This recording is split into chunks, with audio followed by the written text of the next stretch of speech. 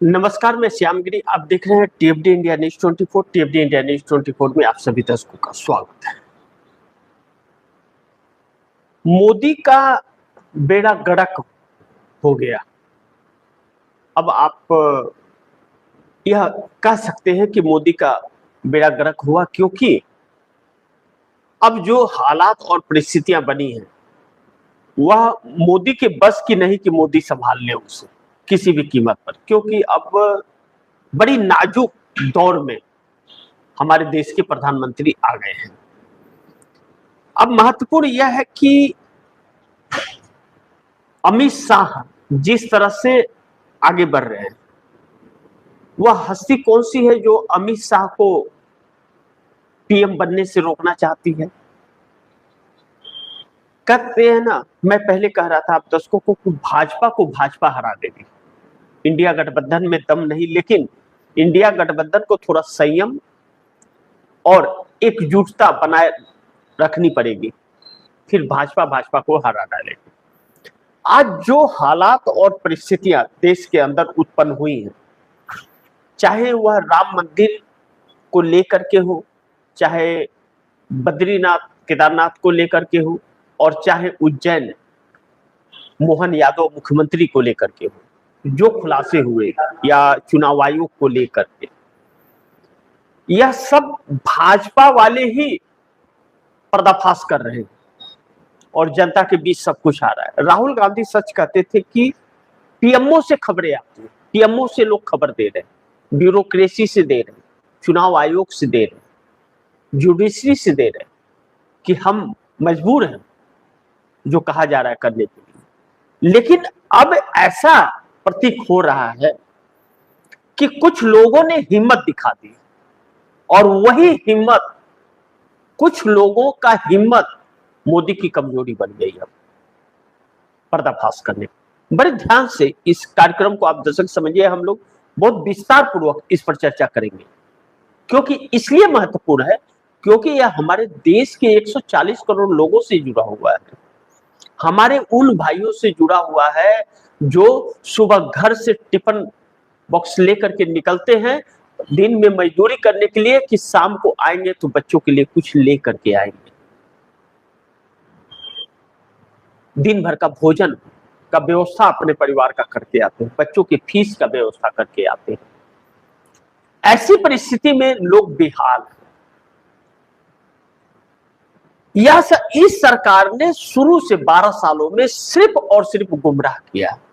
जिस 12.5 साल के कार्यकाल को नरेंद्र मोदी गुजरात मॉडल कहते थे, वह गुजरात इतना त्रस्त है कि आज गुजरात के सड़कों पर प्रधान हो, सरपंच हो, वहां के मजदूर हो, किसान हो, सड़क पर है सरकार के विरोध में। आज तक पानी की व्यवस्था वहां पर नहीं कर पाए नरेंद्र मोदी 12.5 साल मुख्यमंत्री रह करके। सिर्फ अडानी और अंबानी गुजरात हैं, और अडानी और अंबानी नरेंद्र मोदी के 12 साल प्रधानमंत्री के बाद में अडानी और अंबानी बन गए। जिस अंबानी के पेट्रोल पंप को पूरे देश में जंग लग रहा था, कांग्रेस सरकार ने उसे परमिशन नहीं दिया खोलने के लिए। वह रिलायंस मालामाल हो गया, एक झटके में खुल गया। क्यों? क्लीन चिट मिल गई। अब पर्यावरण और वन मंत्री भूपेंद्र यादव नरेंद्र मोदी के खास थे। पूरा स्टाफ क्लीन हो गया मंत्रालय का रातों रात, और 4 बड़े अधिकारी एक साथ इस्तीफा देकर के चले गए। क्यों? आप इसे समझिए तो सारी तस्वीरें साफ हो जाएगी। लड़ाई क्या है और चल क्या रहा है, और आने वाली परिस्थितियां क्या कहती है। अब यह समझना बहुत जरूरी है कि यह कहा जा रहा है कि अब सरकार में केवल इस्तीफे होंगे। सुब्रमण्यम स्वामी बहुत ही एकदम आक्रामक रवैया में है। मुरली मनोहर जोशी पहले ही कहते थे कि यहां पर सिर्फ पाखंड चल रहा है, व्यवस्था कुछ नहीं है और न तो समझ है। सिर्फ कुछ उद्योगपतियों का जोड़ है, जिसकी वजह से धक्का मारा जा रहा है। कल अचानक 2:30 बजे, कल दिन में 2:30 बजे अचानक जब 1700 अंक सेंसेक्स नीचे आया तो लोगों के रातों की नींद उड़ गई। इस 2024 में जिस दिन रिजल्ट आया उस दिन 30 लाख करोड़ रुपए का देश को धक्का लगा। किसने कमाया? चंद उद्योगपतियों ने, क्योंकि उसका ब्रांडिंग हमारे देश का प्रधानमंत्री कर रहा था, गृह मंत्री कर रहा था कि शेयर खरीदिए, 450 पार होने वाले हैं, 240 आते ही धड़ाम 30 लाख करोड़ का चंद घंटों में चंपत लग गया, जैसे राम मंदिर में हजारों करोड़ का चंपत लग गया। अब इस तरह जब इनकी बात को सुनने से, जैसा मैंने कहा कि कुछ लोगों ने आवाज उठाना शुरू कर दिया है, तो अब बड़े बड़े अधिकारी जो इनके अधीन थे, जो राहुल गांधी कह रहे थे कि हमारे पास तो पीएमओ से ही खबर आ रही है, चुनाव आयोग से ही लोग फोन कर रहे हैं, ब्यूरोक्रेसी से कर रहे हैं, जुडिशरी से कर रहे हैं कि हम मजबूर हैं करने के लिए। अब आप देख लो कैसे क्या करना है, हम इंफॉर्मेशन दे दिए, सब ठीक नहीं है। तो ऐसे में कुछ अधिकारी अगर आवाज उठाना शुरू कर दे रहे हैं और बात मानने से इनकार करके इस्तीफा देना शुरू कर रहे हैं, तो समझ लीजिए सरकार की उल्टी गिनती ही शुरू नहीं है, पूरा बेड़ा गर्क हो चुका है। और अब मोदी के बस का रहा भी नहीं कि वह इस सिचुएशन को संभाल ले, क्योंकि उन्होंने कभी संभालना सीखा ही नहीं। क्या परिवार संभाला, क्या देश संभाला, बल्कि लूटने का रास्ता तैयार किया।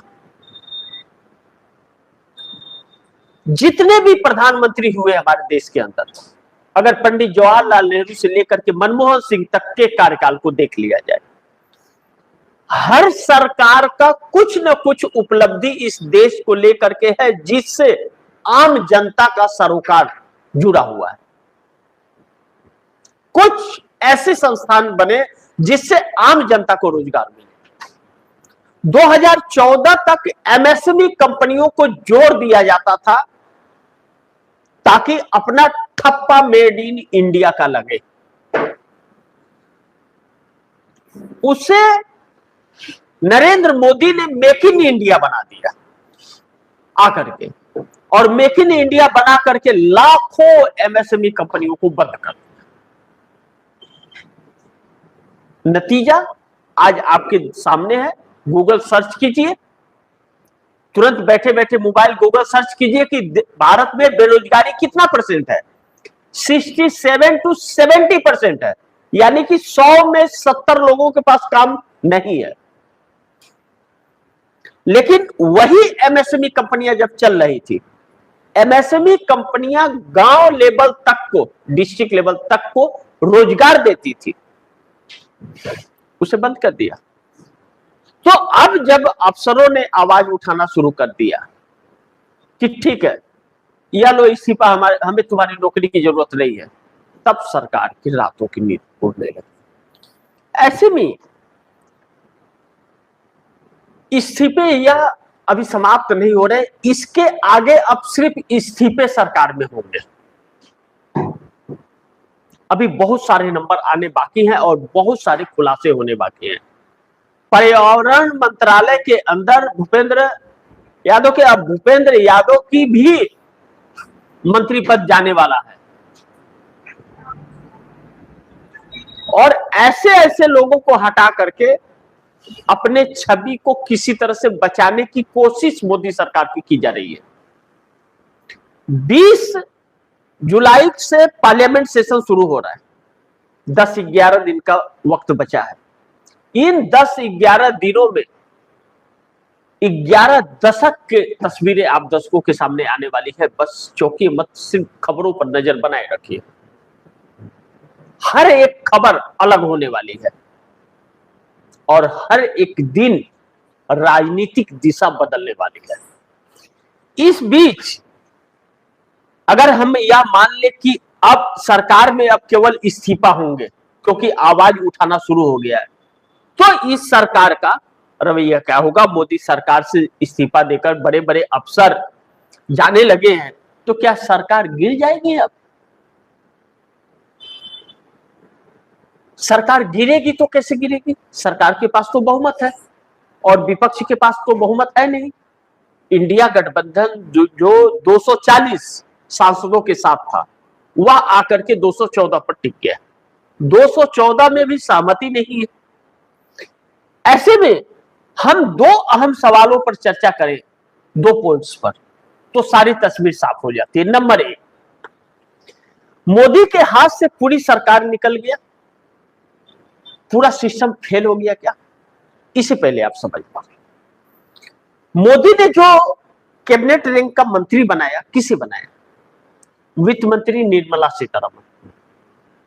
उनके पति परकला प्रभाकर हैदराबाद में रहते हैं या हैदराबाद रहती है। वह देश के एक बड़े अर्थशास्त्री हैं, वह सचिव लेवल के अफसर रह चुके हैं। अब ऐसे में जब निर्मला सीतारमण जितने भी बजट पेश की है या इनके जितने भी बयान आए हैं, उस पर परकला प्रभाकर का बयान जरूर आया, विश्लेषण जरूर आया। चुनाव आयोग की प्रक्रियाओं को लेकर और चुनाव आयोग के कराए गए नियमों को लेकर और चुनाव आयोग के बर्ताव को लेकर बार बार आए। साफ तौर पर परकला प्रभाकर ने पूरी सरकार के लिए कहा, जिसकी पत्नी वित्त मंत्री है, कि यह सरकार झूठ बोलती है और यह सरकार लोगों को गुमराह कर रही है। हकीकत यह है कि देश का बेड़ा गर्क हो रहा है, और बातें सच हुई। परकला प्रभाकर ने बंगाल चुनाव को लेकर के भी बहुत सारी चीजें की। आप दर्शक सोचिए 30 सेकेंड कि आप लाइन में लगते हैं और जब आपका नंबर वोट डालने का आता है, तो आप जब वोट डालने जहां आपको उंगली में इंक लगाया जाता है, वहां से आपको वोट डाल करके निकलने के लिए क्या कम से कम 3 से 4 मिनट तो लगता होगा, या 3 मिनट कह ले, कम से कम 3 मिनट तो लग जाता होगा। लेकिन 40 सेकेंड, 30 सेकेंड, 29 सेकेंड में एक एक वोट पड़ा है बंगाल के अंदर। क्या यह संभव है? 29 सेकेंड में आपके हाथ पर इंक लग जाएगा? क्या लगा देगा अफसर? 29 सेकेंड, तब जाकर के 95.19% का वोट प्रतिशत हुआ है। यानी कि पूरा हाईजेक हो चुका था चुनाव, या कोई और नहीं, इसी सरकार के वित्त मंत्री निर्मला सीतारमण के पति परकला प्रभाकर का आधिकारिक बयान है। राजनाथ सिंह रक्षा मंत्री, राजनाथ सिंह अपने बेटे को सेट करना चाह रहे हैं। गृह मंत्री अमित शाह अपने बेटे को बीसीसीआई का बोर्ड का अध्यक्ष ही बना दिए।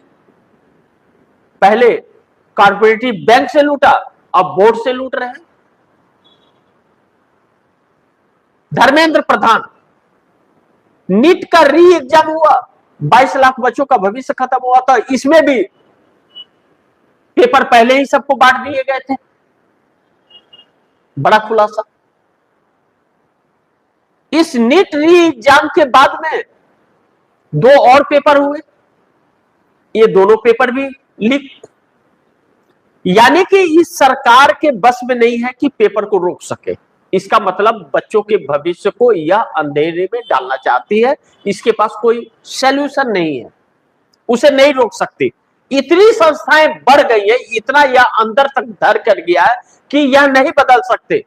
या तो पूरे सिस्टम को बदल दो आप, तभी यह रुकेगा, अन्यथा नहीं रुकेगा। रेल मंत्री अश्विनी वैष्णव, रेल मंत्री रील बनाते रहते हैं। ट्रेन में क्या कोई सुविधा मिली? ट्रेन को पूरा बस से बदतर बना दिया, बस से बदतर बना दिया ट्रेन को। आदमी सफर करे अपने जान को जोखिम में डाल करके सफर करना पड़ता है, और हर ट्रेनें इनकी लेट होती है, आप समय से पहुंच नहीं सकते। अगर आप शादी में जा रहे हैं अपने बच्चे के, तो आपकी बच्ची शादी होकर के विदा हो जाएगी, तब आपका ट्रेन पहुंचेगा, गारंटी नहीं है इस बात का। गृह मंत्री अमित शाह, पुलवामा हो जाए, पहलगाम हो जाए, इन लोगों को कोई फर्क ही नहीं पड़ता। इन लोगों की जांच एजेंसी रील बनाने में, पैसा वसूली में लगी रहती है। बाकी के चंगो मंगो इनके जो हैं, वह कोई चंदा चोरी में लगा हुआ है, कोई चंदे का धंधा कर रहा है, कोई 40% कमीशन ले रहा है, कोई राम मंदिर में दान पेटी में चोरी कर रहा है। और हमारे देश के प्रधानमंत्री 16,000 करोड़ रुपए का विमान खरीद के राम राम जपना, पराया माल अपना विदेशों में घूम घूम के कर रहे हैं। तो यह पूरा सिस्टम जो है ना, नीचे से ऊपर तक पूरा फेल है। सब अपने अपने मालिक हैं, और जितना आ रहा है जिसके पास उतना लूट रहा है। इन सब के बीच मोदी के हाथ में कुछ रहा नहीं कि वह किसी को रोक सके। राम मंदिर में खुलेआम है कि चोरी किसने की, लेकिन ना तो एसआईटी की रिपोर्ट सामने आई, न तो उस व्यक्ति का नाम आया, न तो इस्तीफा किसने स्वीकार किया, इस्तीफा किसको दिया गया, इस्तीफा क्या लिखा हुआ था, कुछ भी देश के सामने नहीं। एक इसकी टोपी उठा करके दूसरे वाले डकैत के ऊपर टोपी पहना दी गई, और लूट का काम जारी है। तो मोदी का बस में नहीं, और मोदी खुद उसमें लिप्त है, क्योंकि अडानी अंबानी को देखना है। ऐसे में नंबर 2 पॉइंट्स जो और भी महत्वपूर्ण है, भाजपा के बड़े बड़े नेता सरकार गिराने के लिए तैयार हैं, इसीलिए हो रहे हैं खुलासे। अब जो भारतीय जनता पार्टी के अंदर से बातें अभी तक बाहर नहीं निकल रही थी, अचानक वह बाहर कैसे निकलने लगी। 24 के पहले तो कोई बात अंदर की बाहर नहीं आ रही थी, कोई भी बात नहीं आ रही थी, लेकिन 24 के बाद धीरे धीरे आते आते आते आते अब उस खदान की बात सामने आ रही है कि कैसे हजारों करोड़ रुपया गबन किए जा रहे हैं। जब देश की स्थिति सुधारने के जिसका काम है, वह देश को बर्बाद करने में क्यों तुला है, क्योंकि उसके हाथ से फिसल चुका है, वह उसे संभाल ही नहीं पा रहा है।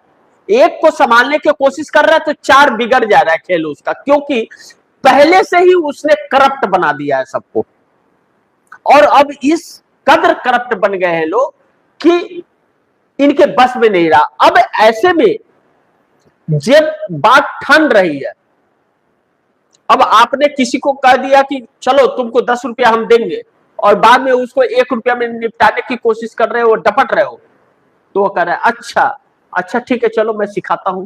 तो प्रधानमंत्री को के नाम से एफआईआर तो करा नहीं सकता, उनको जेल में तो डलवा सकता नहीं, उसकी कोई सुनेगा भी नहीं, तो चलो कुछ बाहर निकाल दो असलियत। फिर उसकी बातचीत होगी, पत्रकार उसका कुछ खबर निकालने की तलाशने की कोशिश करेंगे। गोदी मीडिया मैनेज है तो सोशल मीडिया वाले बैठ चलेंगे। एक गोदी मीडिया अगर कहीं जा रहा है तो वहां 1000 सोशल मीडिया वाले पत्रकार पहुंच रहे हैं, उनसे आगे हैं। इसलिए उन लोगों की नींद उड़ी हुई है कि सोशल मीडिया जो खबरें खंगाल करके ला देती रही है, वह इस देश की मीडिया नहीं ला रही है। जो काम मीडिया का था वह काम सोशल मीडिया को करना पड़ रहा है।